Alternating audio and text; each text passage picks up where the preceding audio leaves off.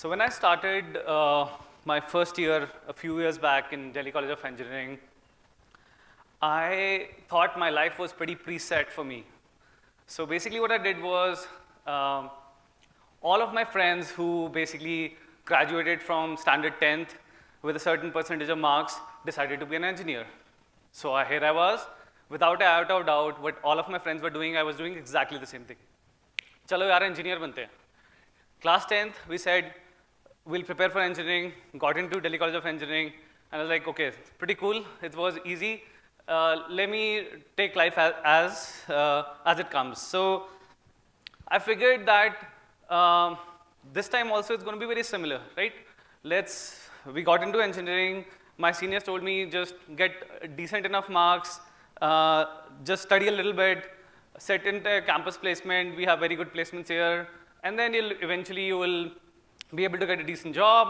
And I was like, okay, I'll get a job, I'll get married, I'll have 2 kids, and so on and so forth. Of course, come on, I didn't think about kids at that time, but. So it was like the idea of a perfect life. However, so this time it was slightly different. What I was trying to do is, like, I was here to study chemical engineering, but I was super interested in technology. So the idea was like, I'll study computer science, again, sit for a job, get a job, live a happy life thereafter. Instead, what happened was, like, during that time, recession came, my dream company, which had like hired 105 students from the previous batch, decided that they would bar everybody from non-computer science to sit in the entrance exam, in the exam placement, and then eventually they only decided to hire 4 students instead of 105. That is exactly what every other company basically ended up doing. That's when, I mean, luckily I had a backup option. I gave GRE, went to US, did my master's there. But one thing I realized at that point of time was, like, the idea of what you call as a perfect life, I don't think that exists. I mean, I think it's anything, you could basically, in your life, you could end up in any kind of situation, and you just need to be like kind of prepared for it. So what I did was, like, I went to US. I mean, after that, I started a couple of companies, sold 2 of the companies, most recently to Paytm. And then, but I kind of developed the idea of, like, how I need to do things on my own to basically make things happen. So eventually, so when I then started with the idea of, okay, let me start my own company. So then came the existential. Up until this point, you've been like pretty much following like a path, right? So all your friends, they get a job. So you can say, I work in Infosys. My thing was, okay, what do I do? So I would and then I realized that there's a lot of stigma in our society that, okay, you're trying to be a businessman. Those guys are like shrewd, they are cruel people, they have black money, they have witches in their cupboards, blah, blah, blah, blah, and then everybody was talking about it. And then came the term like, okay, then somebody would just say, okay, you know what, we're not businessmen, we guys are entrepreneurs, we are startup dudes. Like, okay, what is a startup dude? If you were to ask them, they're like, okay, we are so cool because every time we make a sneeze, I mean, somebody from the media would cover us. So it's like, okay, cool, I'll be a startup dude. So then when we were running the company, we realized a lot of interesting things happened. But still, if you look at from a middle class perspective, luckily my family was very supportive.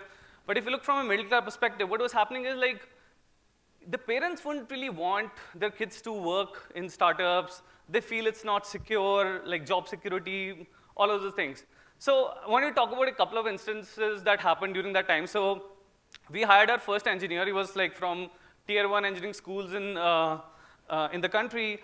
So we basically made him a very decent offer. He was about to join, and suddenly we realized that there was a need for another round of interview. This time, we didn't really want to take an interview, but the tables had turned. His dad really wanted to sit with us in person, trying to understand why the idea of their son joining a bunch of young guys was even an idea worth considering. So that's when, like, and then we had to really convince him that, you know what, we are doing something cool, this. Luckily, we were able to do that. As we were running the company, we had instances like one of our best engineers, he came up to us and said, I can't work with you anymore. I really like working with here, but I can't do that. And then we asked him, like, okay, what's the reason? He's like, my dad just tells me that it's so hard to find a bride for me if I work in a non-branded environment. So I would like to work with the Infosys or the TCS of the world or Microsoft of the world, but if you're like a startup, it's really hard to find, let's say, a bride for you. So we termed it like a father-in-law syndrome because it kept on happening over and over again. So, like, overall, like, when, the reason why I'm telling you these stories is, again, it's not about, like, my experience as an entrepreneur, but it's also about, like, holistically, if you look at India as a society, we need to go beyond, like, the act of following people. We need to basically take matters in our own hands, and I think that's where we, when I was preparing for this TED Talk, I came up with the idea of, like, we need to basically have something like an idea called entrepreneur. It's not really me starting a company or a business or somebody who raised like a $50 million in funding. That's not what the entrepreneurship is just limited to. It's about anybody and everybody who's willing to take a pledge, to take the matters in their own hand and try to bring a positive change in the surroundings. So what I want to basically take on is like, so basically as a society, we need to think about, okay, so the government has said no child can work, so there are laws against it. But I mean, haven't you guys seen like there are so many people who are just out on the street asking for money, food, and they're like 5-year, 6-year-old kids just begging on the streets? I mean, is the no child labor kind of solving a problem for them? Absolutely not. So as a society, what we need to think about is more about, rather than supporting the guys who come in and ask you for money, we'd rather support this other guy who's basically, I mean, he's selling a can of Coke, right? I mean, if he makes 10 more rupees selling that, he has understood that, okay, there's a demand, there's a guy in the car who is basically, it's really hot day outside. Basically, we need to endorse such a kind of behavior so that this guy can learn that, oh yeah, I can do this. One way for me to make more money is basically save money, and if I want that ideal dream bike of mine, one way for doing that would be, let's say, maybe I should also start doing, let's say, newspaper distribution in the morning. So the overall thing is, like, as a society, we need to take that thing and we need to endorse the behavior of such kind of entrepreneurs. So, and then I kind of try to look down in terms of, okay, what are the kind of things that entrepreneurs do? What are the kind of things that they think of? Like, and is there a method to it? Can we just basically formalize everything in terms of, like, can we just break it down into what are the kind of things an entrepreneur is supposed to do? So first is, like, you learn to spot problems. I mean, we Indians are very good at it. It's just that, like, I mean, just identify if there is a problem that needs to be solved. And then it's about, like, breaking the problem down into very small, simple, solvable tasks. Yeah, itna to main kar sakta hu. That is basically the kind of thing that we need to go over. Third is, like, just acquire a little bit of knowledge. Don't even worry about formal education. And I'll kind of, so one of the key things when I was running the company, one of the key tasks that I had to solve was basically how to keep washroom clean for my team. Like, I mean, that's, as a CEO, that is what my responsibility was.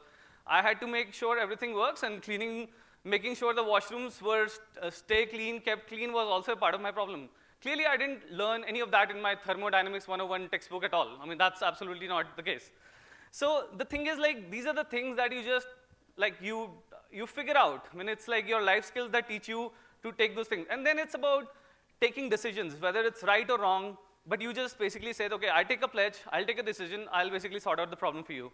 And then you quickly iterate and basically try to get any wrong decision that you took, try to basically iterate and kind of solve that problem for you. And basically, you could kind of just start anywhere. Like, it's like, I mean, I'll give you an example, which is like, so when we came into DCE, Delhi College of Engineering, so we had a very famous thing amongst our friends, is like, we are one of the special ones, because we had figured out a ratio that when 128 people stand in line, only one gets into DCE. So we had basically done this math, like, oh, we always used to be very proud of the fact that, oh, we are so cool, right? And then eventually, so like, and that is the same thing when I mean, these days when I'm talking to a lot of kids, like people getting 99% marks in, and still not able to get into their dream colleges. So effectively, what we are also trying to do, if you look at it, even in my home, what we are doing is like, I'm just preparing. I have 2 boys, so, and you will soon meet them. But what we are also preparing is that preparing these kids for that 1% lottery, right? If you get into that top 1%, you will probably find a good career. Otherwise, you basically have to then learn the hard way, try to figure things out on their own. So that is basically the overall intent. So you can basically start anywhere and applying those kind of principles to make things happen. All right, so these are two of my boys. One of them is 6.5 and 3.5. So what we try to do at home, and I try to do, is like apply these kind of principles and try to test them with my kids. I mean, I use them as a experimental lab. And I try to basically see that, okay, so what I do is like I reward them if they bring me any problem that's happening in our house. So and in our house and outside, like if they go swimming, they find some problem, I reward them for that. And then I ask them, encourage them to like come up with some solutions for those things. So here's an example of like what recently happened. I thought I'll share. And so my elder one says, Dad, we have a problem. Our door latch is broken. And I was like, wow, that's good. Good points for you. You know what my younger one said? I have an idea. He's just 3.5. He said, I have an idea to solve this problem. He said, okay, I'll apply toothpaste to the door latch and I'll fix it.